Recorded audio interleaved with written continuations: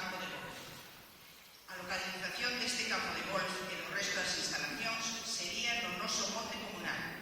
700.000 metros cuadrados de terreo que, según contempla o proxecto, serían expropiados á comunidade de Montes de Varela.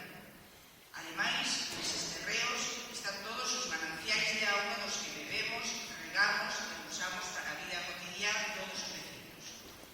Que é o que non queremos os veciños e veciñas de Varela? Non queremos que nos quiten o noso monte, un monte que herdamos dos nosos antepasados e temos a obriga de deixar de herdanza aos nosos fillos e netos.